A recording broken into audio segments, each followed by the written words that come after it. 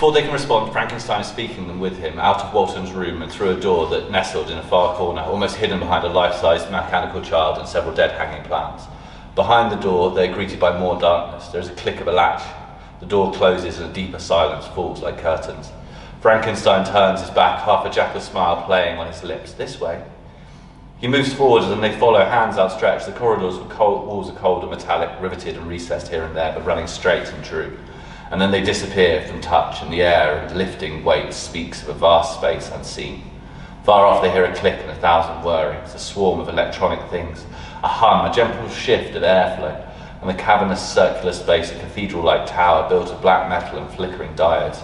And in the centre, a cascade of cables falling from far above, like some electronic tree of life, and beneath them a table of metal, reminiscent of a mortuary slab or butcher's worktop.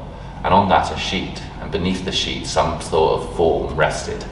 Neither Claire nor John wanted to look that way, and they held their K's apart, scanned this strange space. For years it was purely a hypothesis, an abstract thought experiment. But she changed everything. She was our patient zero, our Eve. Walton moves to the prone figure in the centre of the vast room. His hands gently brushes her hair back from her ears, and his eyes shine with a father's pride, looking down at her cold grey form.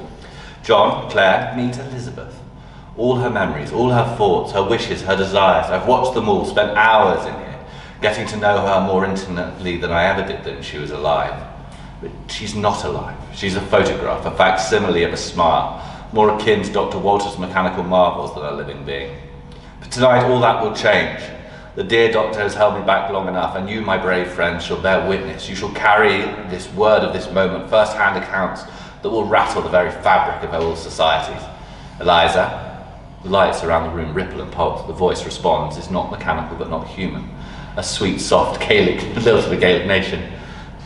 Good morning, what a lovely day. How are you? How are you this morning, Doctor? I'm well, Eliza. We have some visitors. How do you feel about that?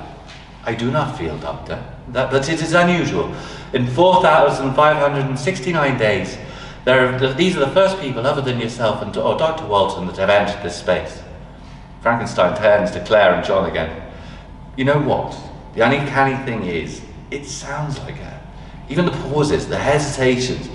But it isn't her. This is a base program, an AI interface that can answer simple questions with stock responses, like Siri cloaked in her cadences. Behind that is all her memories, that if directed she can access. She can even draw on some of them in her responses to questions like this. Eliza, do you have a favourite memory? Again, the machines flicker, the cascading lights in chain up and down, vast server fascias. Her response is instantaneous. Why, yes, Doctor, you know I do. The first time Professor Walton introduced me to his work, the work you are creating here. We sat up all night drinking tea and talking about philosophy and our hopes and what might be proven, exploring the limits of our own and the human race's understanding. I spent all night talking to you both and only left when daylight started to peek through the curtains. The mechanical bird sang a dawn chorus, and I lifted, my heart fluttered as my head for the tube. It was thrilling, simply thrilling, to know that I was going to be part of such a grand endeavour. Frankenstein is moving around the space. He stops at one panel and then the next. As he does, he is talking to himself. His movements feral and desperate, each towering black edifice that he stops in front of. He bends double over. But I know what I must do. I finally understand. She must be freed. Walton has kept her in a cage, firewalled from the real world. But I believe if we are brave enough, if we create something that will change the world, that's why we are here.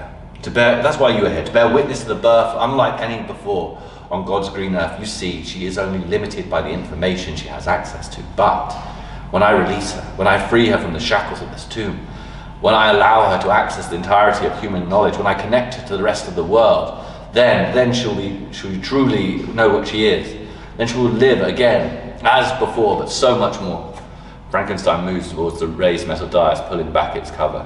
He reveals for the first time what lies beneath. A small, light, pallid, dead girl. Her head is shaved, and all the cables that cascade from far above snake into her scalp. The skin around is alive, but if it were alive, would be raw. But instead, the rips and tears resemble something inhuman, a dead octopus or a Medusa's severed head. It might seem shocking, but I kept her here. I preserved her. I rebuilt her. Inside, no longer a brain, but thousands of hours of work have created an access, a digital gateway between the shell and the great intelligence that lurks above. Frankenstein pauses breathlessly and stares intently at John and Claire, his head cocked. It's going to work. His ragged breath catches in his throat. Elizabeth, can you hear me? Do you want to wake up? I can hear you, Doctor. I don't understand your request. I am neither awake nor asleep. I am. Could you rephrase the question? Frankenstein rounds on Claire and John. You cannot be in here when she is connected. When the connection is established, nothing must interfere with the upleap. Without ceremony and with no little force, he barges past them. In a far wall of a doorway is thrust open, and they are ushered through. Frankenstein looks at them. Now watch this. He closes the door and spins on his heel. They are left alone in a small room, strangely bunker-like, more reminiscent of a nuclear test site in the Nevadan desert than a small room in North London.